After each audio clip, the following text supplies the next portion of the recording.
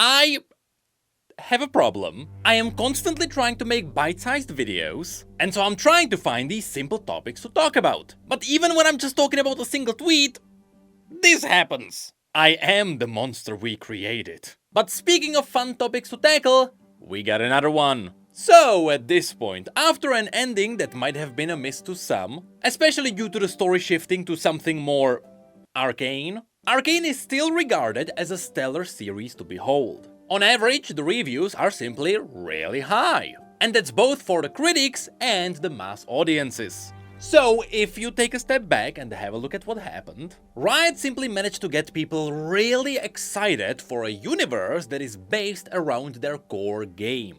I mean, even by Netflix's own statistics. For a while, Arcane became the most popular series around the globe. And yet, Arcane didn't get as much of a perfect landing as some might think. Initially, the first thing that was pointed out was Arcane's budget. This piece of news circled the internet as Arcane was still going, and it was immediately taken out of context. In case you don't know, Riot spent about $250 million to push out Arcane, which turned into a really funny drama for a really funny reason. No one had any idea what they are talking about, as it tends to be on the internet. You see, on one side you had a lot of people who thought, that's a lot of money. How is it possible that Riot wasted so much money on simple animation, while at the same time getting an ending that is not satisfactory? But on the other side, you also got a lot of people from the industry who said that this is quite cheap for 18 episodes of 40 minutes. If this was Pixar making this, the budget would be way higher. So people from the industry thought that Riot was simply underpaying people. Yep, it was a slavery work all along. And yeah, no one realized that most of Arcane is actually 2D. You would be surprised how little of 3D models Arcane is actually using.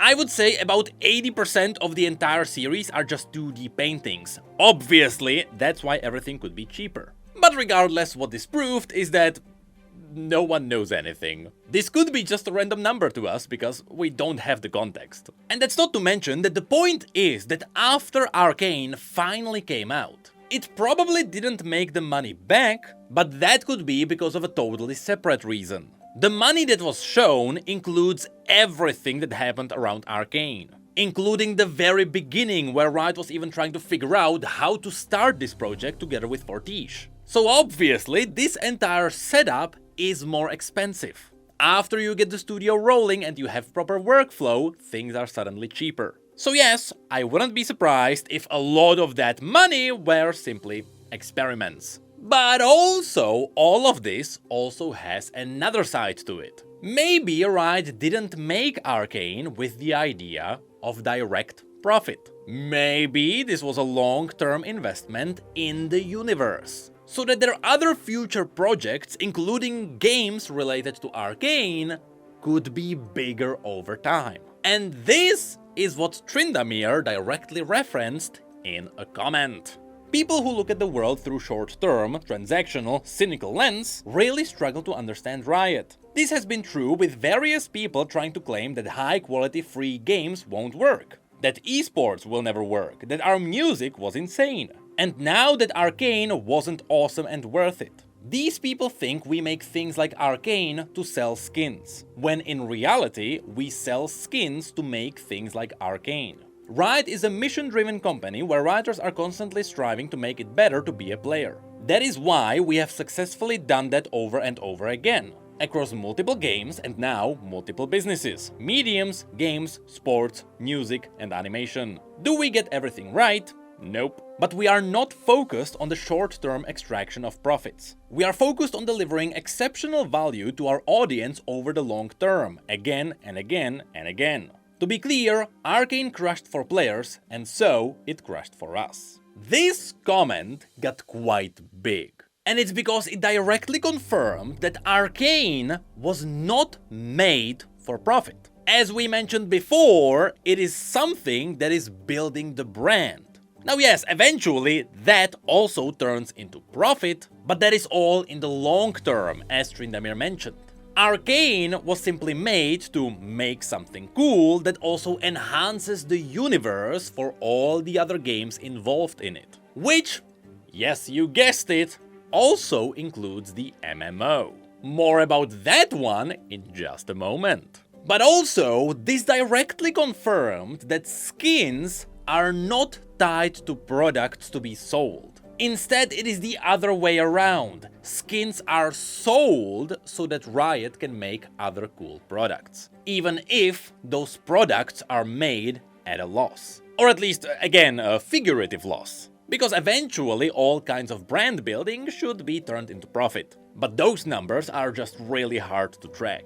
But that also unironically gives us some context as to why Riot is pushing for all of those gacha systems. Everyone knows that gacha systems in games bring back a lot of money. And I mean, it is so much money compared to normal buying of skins that everything else looks like a dwarf. Now, is this reasoning redeeming the fact that Riot is using gacha systems? Well, I don't think there is a single positive argument you can go for when it comes to gambling. So here, at the very least, we get a glimpse at where the money is going from all of this. With that said, after Tryndamere confirmed that Riot just wants to make cool things, and that's why they are fine with pushing out things that are not profitable, some people pointed out some other things that were cut because they were not profitable. And no, we are not talking about Legends of Runeterra. In fact, that game technically proves their point, because Riot is keeping it alive at a reasonable cost. If this was any other company, that game would be done. No, instead, a lot of people brought up Riot Forge. Did they make really cool games with it? Absolutely. Did they have a profitable reach? Not really, but Riot still sees Riot Forge as a success because it was a really cool experiment. This is something that was confirmed in the past. But here's the thing, most people overlook the fact that after Riot cut off the Forge brand, which essentially means that Riot will be no longer partnering with indie studios to make cool, smaller games, well, at the same time, Riot also expanded their R&D teams. This is why if you go to their job listings, there is just R&D everywhere. And that's because they confirmed that they are working on multiple games, which should also include some single-player story-driven games. That's right! Riot is doing what Riot Forge did, except now they are doing it under the main Riot brand.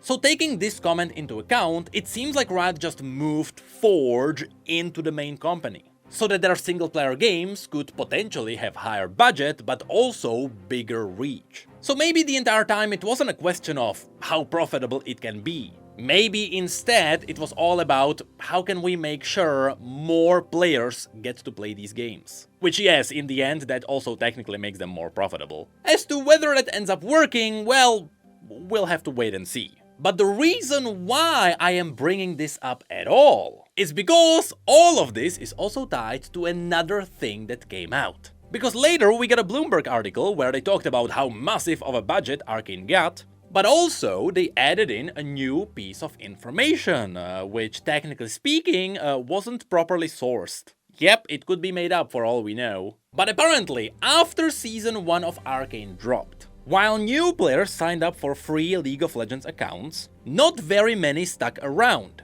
according to two people with knowledge of signups. Now, this piece of news immediately circled the internet because it is quite hilarious. Arcane got many people excited for this universe, which was mainly League, but League has nothing to do with Arcane gameplay-wise. We are talking about a jump from really cool storytelling and story-driven characters to getting flamed and farming minions so that you can hit a base. Now, of course, all the new articles immediately took this out of context and they said that, hey, after Arcane 2 came out, things are bad. But the truth is, we still have no idea what happened after the finale dropped. What was written here still only relates to Season 1. That's when people jumped in and realized, hey, I don't like League. But the assumption is that after Season 2 dropped, the exact same thing happened.